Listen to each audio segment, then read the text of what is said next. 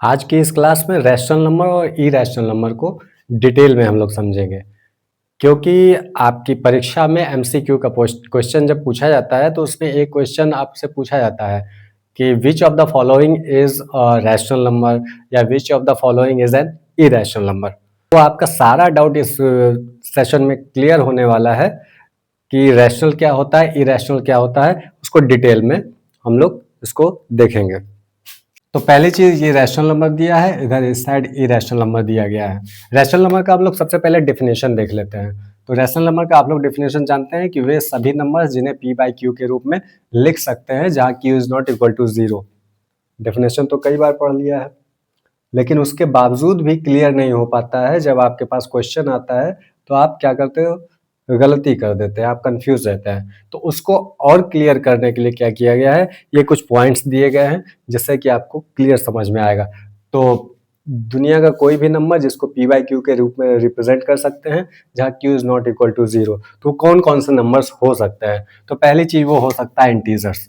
जैसे कि इंटीजर्स आपने देखा होगा, आप जानते हैं इंटीजर्स में 1 2 3 4 5 1 2 3 4 5 6 डैश डैश डैश, और इधर -1 -2 -3 -4 डैश डैश डैश। जीरो के राइट हैंड में आपका पॉजिटिव इंटीजर, जीरो के लेफ्ट हैंड में आपका नेगेटिव इंटीजर। यानी आपको ऑप्शन में यदि कोई भी इंटीजर दिया जाए, सपोज कि 3 दे दिया गया, तो आपको तुरंत टिक कर देना है वो रैशनल नंबर है। यदि आपको -4 दे दिया गया तब भी आपको टिक कर देना है क्योंकि इंटीजर है, रैशनल नंबर है। 0 दे दिया गया है तो 0 को भी टिक कर देना क्योंकि ये इंटीजर है। अब इसका कारण क्या है कि 0/1 लिख सकते हैं, 3/1 लिख सकते हैं, -4/1 लिखा जा सकता है। ठीक है, तो ये आपका रैशनल नंबर हो गया। ओके, दूसरा क्या है, आपका फ्रैक्शन है। फ्रैक्शन कोई भी हो सकता है, जैसे 2/5, 3/2, ये भी हो सकता है, 9/11। तो इस तरह से यदि कोई फ्रैक्शन दे रहा है तो वहां भी आप लोग क्या करेंगे, वहां टिक लगा सकते हैं, वो भी आपका क्या है, रैशनल नंबर है। तीसरी चीज क्या है, टर्मिनेटिंग डेसिमल। इसको थोड़ा समझते हैं हम लोग। टर्मिनेटिंग डेसिमल कैसे होता है, जैसे 2 से 10 में डिवीजन करेंगे तो 2 5 are 10, पूरा पूरा ये कैंसिल हो गया, ये एक टर्मिनेटिंग डेसिमल है। और यदि हम ले लें, यदि 11 ले लें, 11 को 2 से डिवाइड करें तो 2 5 are 10 हो गया, 1 इसका रिमाइंडर हो गया, डेसिमल लगाया, 0 बढ़ाया, 2 5 are 10 कैंसिल हो गया, तो ये 5.5 आ गया। 5.5 आपका टर्मिनेटिंग डेसिमल, क्योंकि ये यहाँ पर पूरा पूरा कैंसिल हो रहा है, इसके आगे ये डेसिमल बढ़ नहीं रहा है। ठीक है, तो ये टर्मिनेटिंग डेसिमल, यदि टर्मिनेटिंग डेसिमल आपको ऑप्शन में दिख जाता है तो वो भी आपका रैशनल नंबर होगा। अगला क्या है, रैकरिंग और रिपीटिंग डेसिमल्स। तो रैकरिंग और रिपीटिंग डेसिमल्स के कुछ एग्जांपल हम लोग देख लेते, जैसे 1/3। अब 1/3 को हम डिवाइड करते हैं, हम आपको दिखाते हैं।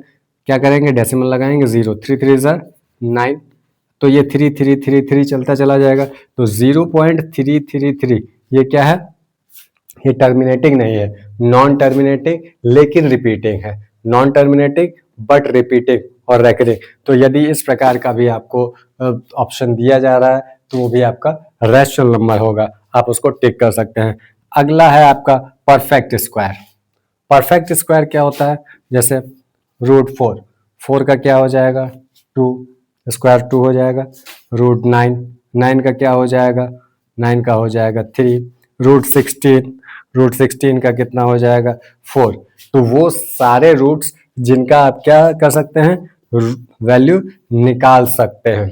ठीक है, तो ये सब आप क्या, ये हो गया आपका परफेक्ट स्क्वायर्स। परफेक्ट स्क्वायर्स भी आपका रैशनल में आएंगे।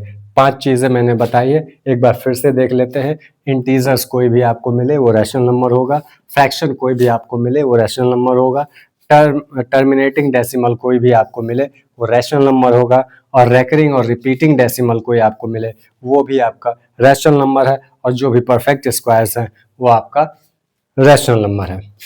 रैशनल नंबर क्लियर हो गया, आई होप कि क्लियर हो गया।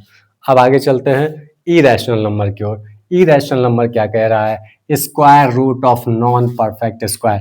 नॉन परफेक्ट स्क्वायर जैसे 2, ओके, 2 की वैल्यू आती है 1.41, फॉर समथिंग, इस तरह से।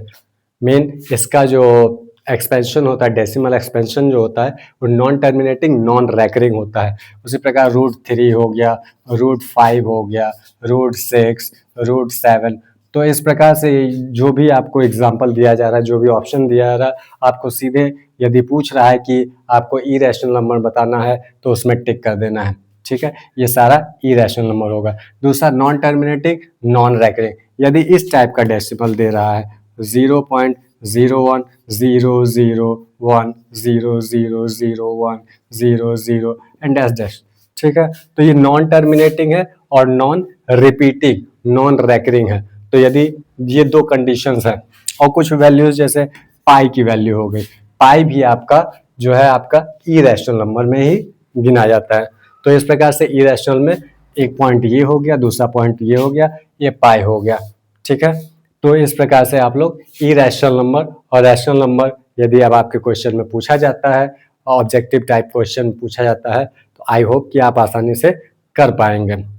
तो आज के सेशन में इतना ही, मिलते हैं नेक्स्ट क्लास में।